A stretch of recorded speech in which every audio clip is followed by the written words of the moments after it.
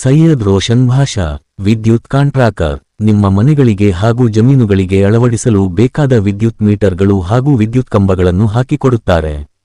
ಹೆಚ್ಚಿನ ವಿವರಗಳಿಗೆ ಸಂಪರ್ಕಿಸಿ. ಮಿಲಾದ್ ಮಹೋಲ್ಲಾ, ಚಿನ್ನಸಂದ್ರ ಗ್ರಾಮ, ಚಿಂತಾಮಣಿ ತಾಲ್ಲೂಕು. Mobile number 8088010387. ಶುದ್ಧ ಕುಡಿಯುವ ನೀರಿನ ಘಟಕ ಮತ್ತು ಹೈಮಾಸ್ಟ್ ದೀಪ ಉದ್ಘಾಟಿಸಿ ಉಸ್ತುವಾರಿ ಸಚಿವ ಎಂ. ಸಿ.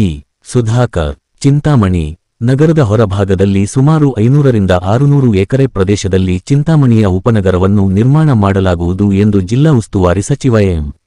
ಸಿ. ಸುಧಾಕರ್ ತಿಳಿಸಿದರು.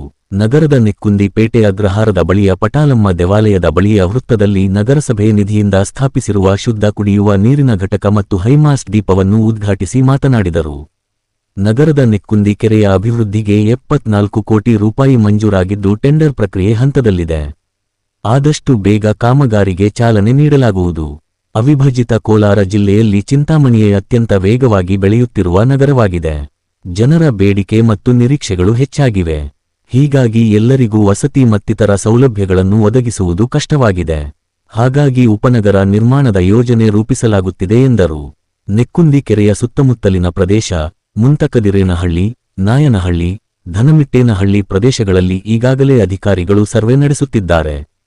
ಸುಮಾರು 400ರಿಂದ 500 ಎಕರೆ ಪ್ರದೇಶ ಲಭ್ಯವಾಗುತ್ತದೆ. ಮಧ್ಯದಲ್ಲಿ ಬರುವ ರೈತರ ಜಮೀನುಗಳಿಗೆ ಹೆಚ್ಚಿನ ಪರಿಹಾರವನ್ನು ಕೊಡಿಸಲಾಗುವುದು. ಸುಮಾರು 10,000 ನಿವೇಶನಗಳು ದೊರೆಯುವ ಅಂದಾಜಿದೆ. ಆಧುನಿಕ ಕಾಲಕ್ಕೆ ತಕ್ಕಂತೆ ಎಲ್ಲ ಸೌಲಭ್ಯಗಳುಳ್ಳ ಉಪನಗರವನ್ನು ನಿರ್ಮಾಣ ಮಾಡುವುದಾಗಿ ಹೇಳಿದರು. ಅವಿಭಜಿತ ಕೋಲಾರ ಜಿಲ್ಲೆಯಲ್ಲಿ ಪ್ರಪ್ರಥಮವಾಗಿ ಚಿಂತಾಮಣಿಯಲ್ಲಿ ಒಳಚರಂಡಿ ಯೋಜನೆಯನ್ನು ಅಂದಿನ ಶಾಸಕ ಚೌಡರೆಡ್ಡಿ ಮಂಜೂರು ಮಾಡಿಸಿದ್ದರು. ನಗರದ ಹೊಸ ಬಡಾವಣೆಗಳಲ್ಲಿ ಹಾಗೂ ಹಾಳಾಗಿರುವ ಕೆಲವು ಪ್ರದೇಶಗಳ ಹಳೆಯ ಒಳಚರಂಡಿ ವ್ಯವಸ್ಥೆಯನ್ನು ಬದಲಿಸಲು 52 ಕೋಟಿ ರೂಪಾಯಿ ಮಂಜೂರಾಗಿದ್ದು ಕಾಮಗಾರಿ ಚಾಲನೆಯಲ್ಲಿದೆ. ನಗರೋತ್ಥಾನ ಯೋಜನೆಯಲ್ಲಿ ರಸ್ತೆಗಳ ಕಾಮಗಾರಿ ವ್ಯವಸ್ಥಿತವಾಗಿ ನಡೆಯುತ್ತಿದೆ ಎಂದರು. ಅಲ್ಪಸಂಖ್ಯಾತರು ಹೆಚ್ಚಾಗಿ ವಾಸಿಸುವ ಪ್ರದೇಶದಲ್ಲಿ 5 ಕೋಟಿ ರೂಪಾಯಿ ವೆಚ್ಚದಲ್ಲಿ ಸಿಮೆಂಟ್ ರಸ್ತೆಗಳ ಕಾಮಗಾರಿ ಪ್ರಗತಿಯಲ್ಲಿದೆ. ಇನ್ನೂ 10ರಿಂದ 15 ಕೋಟಿ ಅವಶ್ಯಕತೆ ಇದ್ದು ಪ್ರಸ್ತಾವನೆ ಸಲ್ಲಿಸಲಾಗಿದೆ. ಚೊಕ್ಕರೆಡ್ಡಿಹಳ್ಳಿ ಸಮೀಪ 10 ಕೋಟಿ ರು ವೆಚ್ಚದಲ್ಲಿ ಎಸ್.ಸಿ. ಪಿ ಟ್ರೀಟ್ಮೆಂಟ್ ಪ್ಲಾಂಟ್ ಕಾಮಗಾರಿ ನಡೆಯುತ್ತಿದೆ ಎಂದು ತಿಳಿಸಿದರು. ಬೆಂಗಳೂರು ರಸ್ತೆಯ ಎಂಜಿನಿಯರಿಂಗ್ ಕಟ್ಟಡ ನಿರ್ಮಾಣ ಪ್ರದೇಶದಲ್ಲಿ ಒಕ್ಕಲಿಗ ಸಂಘ, ಬಲಿಜಿಗ ಸಂಘ, ಯಾದವ ಸಂಘ, ವಿಶ್ವಕರ್ಮ ಸಂಘ, ಕನ್ನಡ ಸಂಘ, ಮುಸ್ಲಿಂ ಸಮುದಾಯ ಸೇರಿದಂತೆ ವಿವಿಧ ಜನಾಂಗ ಮತ್ತು ಸಂಸ್ಥೆಗಳ ಸಮುದಾಯ ಭವನಗಳ ನಿರ್ಮಾಣಕ್ಕಾಗಿ ಸ್ಥಳವನ್ನು ಮಂಜೂರು ಮಾಡಲಾಗಿದೆ ಎಂದು ಹೇಳಿದರು.